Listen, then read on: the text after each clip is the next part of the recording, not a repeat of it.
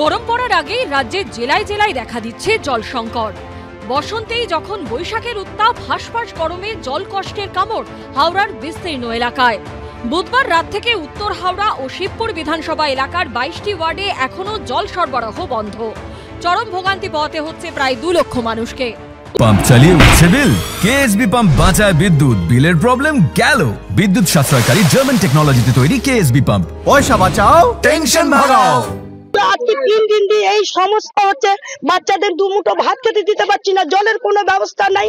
বুধবার রাতে হাওড়া পুরসভার 8 নম্বর ওয়ার্ডের বেলগাছিয়া ভাগাড়ের কাছে ভূগর্ভস্থ পাইপ লাইনে বড়সড় ফাটল দেখা যায়। তার জেরে পদ্মপুকুর জল পরিশোধন প্লান্টের রিজার্ভার থেকে জল সরবরাহ বন্ধ করে দেওয়া হয়। বৃহস্পতিবার হাওড়া পুরসভা ও কেএমডি এর ইঞ্জিনিয়াররা পাইপলাইন মেরামতির সময় মাটি ধসে যায়। পাইপলাইনে বড়সড় ফাটল দেখা দেওয়ার ফলে উত্তর হাওড়া এবং শিবপুর বিধানসভার বিস্তীর্ণ এলাকায় জল সরবরাহ কার্যত মুখ থুবড়ে পড়ে। একটা ডিজাস্টার হয়ে গেছে। কালকে আমরা প্রায় কমপ্লিট করে ফেলেছিলাম ভোরবেলার দিকে, আজকেই সেটা সমস্যা মিটে যেত, কিন্তু দেখা গেল যে রাত্রিবেলা আবার এই সমস্যাটা আমাদের সম্মুখীন হতে হয়েছে। 2টো পাইপলাইন ফেটেছে। মেল লাইন গেছে উত্তর হাওড়া বিধানসভার দিকে, আরেকটা লাইন গেছে লিলুয়ার ভট্টনগরের দিকে। সারাশে বিপর্যয়ের মুখে তীব্র জল কষ্টে ভুগছেন এলাকাবাসী। হাওড়া পুরসভার তরফে এদিন 36টি জলের ট্যাঙ্কার পাঠানো হয়। কলকাতা পুরসভার তরফে এদিন 15টি জলের ট্যাঙ্কার পাঠানো হয়। এখানে দেখা যাচ্ছে বিশাল লাইন, প্রচুর মানুষ কিন্তু পানীয় জলের জন্য লাইন দিয়ে দাঁড়িয়েছিল।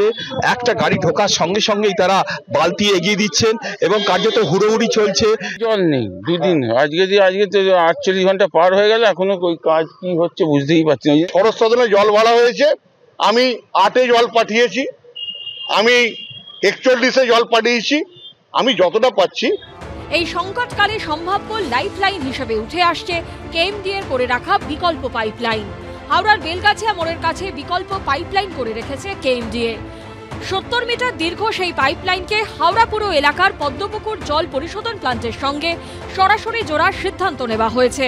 এবং বেলগাছিয়া ওই অঞ্চলে আমাদের যেটা মেইন 1200 ডায়ামিটারের পাইপ, ওটা তো পুরো মানে বাস্ট করে গেছে। অ্যাকচুয়ালি এক জায়গা না, একাধিক জায়গায় বাস্ট করে গেছে।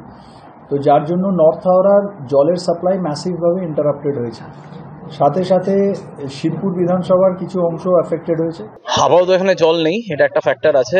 বেলগাছিয়ায় ট্রাফিক ডাইভারশন করা হয়েছে যাতে করে সেখানে বেলগাছিয়া এই ওয়াটার সাপ্লাই পাইপলাইনের কাজ করা যায়।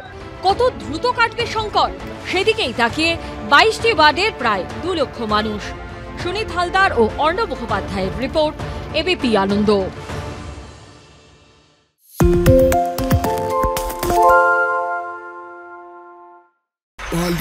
তাই নাকি? বাংলা গুজব চায় না, বাংলা খবর চায়। বাংলা খবর, বাংলার খবর।